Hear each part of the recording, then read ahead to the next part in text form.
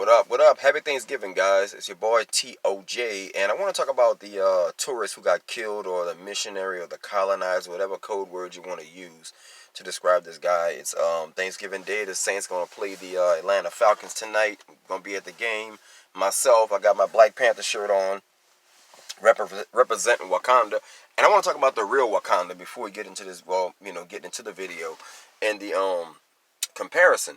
This guy named John Allen Chau was killed on a supposed missionary mission to explore the island. And I did a lot of research on the guy and the island. And let me tell you something. You can't accidentally end up on North Sentinel Island and not expect to get your ass, murked out. And let me tell you why. There's only been two people so far to ever go to North Sentinel Island and survive and come and to tell about it. One was a captain. They tried to direct a video in 1966. But the Sentinelese people have been there for 60,000 years. They migrated from Africa, and they're the only island that's left in the Andaman Islands that's never been touched by the outside civilization. So they remain natural. Their bodies can't take sicknesses. So it's actually better for them to have no human contact with the outside world, because their bodies can't take our diseases. So they live completely disease-free, no sugar, no internet, no nothing.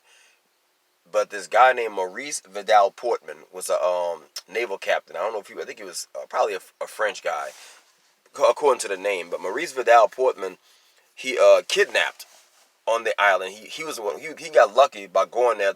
I think in 1800s, he kidnapped a grandmother, a grandpa, and two grandkids from the North Sentinelese people, and the two grandma and the grandpa got sick like almost immediately when they left the island. That was the only way he could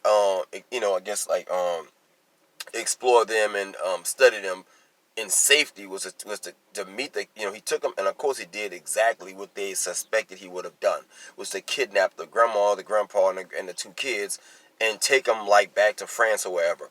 And the grandma and the grandpa died from sickness. I don't know what they got sick from, but they knew that the two little kids was going to get sick sooner or later, because they never encountered us before and never knew how to handle our sicknesses. So they wound up making like an exhibit, like you would see these old black and white photos of like an African dude, with a chain around his neck, like a zoo animal almost. And they made an exhibit out of the little boy and the little girl, and they couldn't speak English or whatever language, so they couldn't speak. So all they can do is listen to the little grunt noises and point to things or whatever. And when the kids wasn't cooperating, they just got mad and brought them back to the island, dropped them off, and just sailed away. Now the situation with this particular captain, with this missionary guy, he paid his way by two Indian fishermen. And it was a 3-hour, ever since Maurice Vidal Portman has not been on that island, there's been an embargo where you can't be 3 miles around the entire island. So they broke the law and helped this guy sneak onto the island. And they watched his ass get off the boat.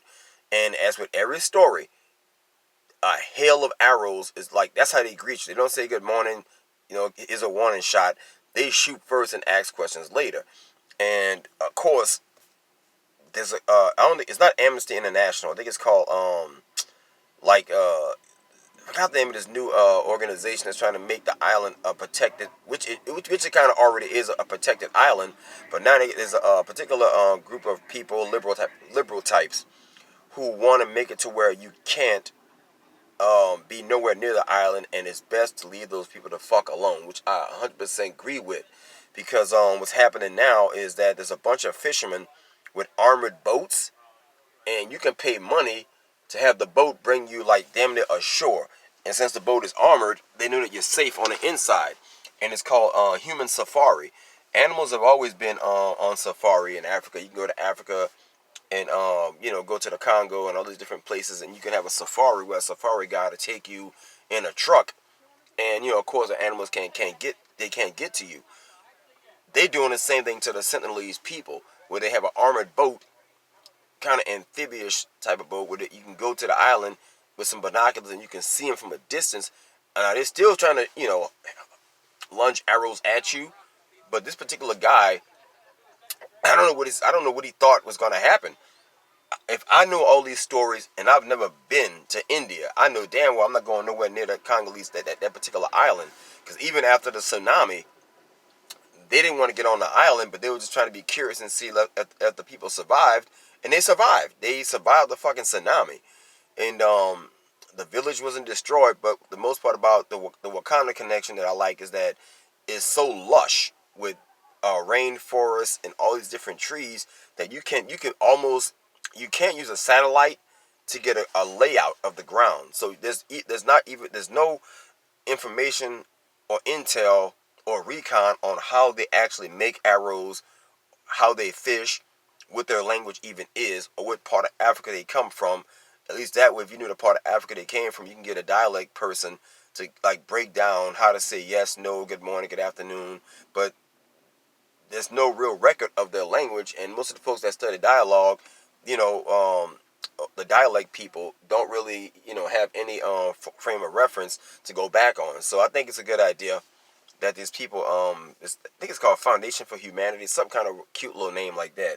But they definitely, right now they're trying to get it to where the Indian people, the Indian, the country of India, and the Navy people make it to where you can't bring your boats nowhere near that island, and leave it kept a secret, because the neighboring islands, I forgot the name of that other tribe, and the neighboring islands are damn near extinct. They almost got wiped out by tourists going over there, kidnapping them, and trying to colonize the neighboring island, and they're damn near wiped out. So it's a good thing, bro. I'm glad they I'm not saying that they should have killed the guy, but he should have known to keep his ass away from them people.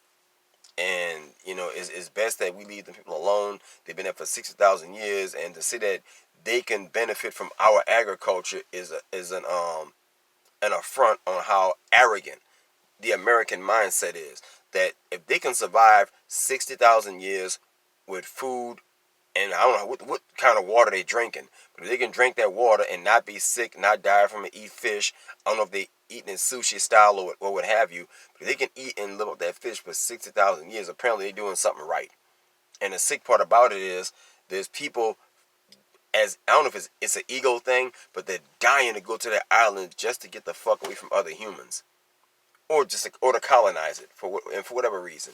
Anyway, guys, that's it for today, man. I'm getting the fuck out of here. Happy Thanksgiving. I'll be talking to y'all tomorrow.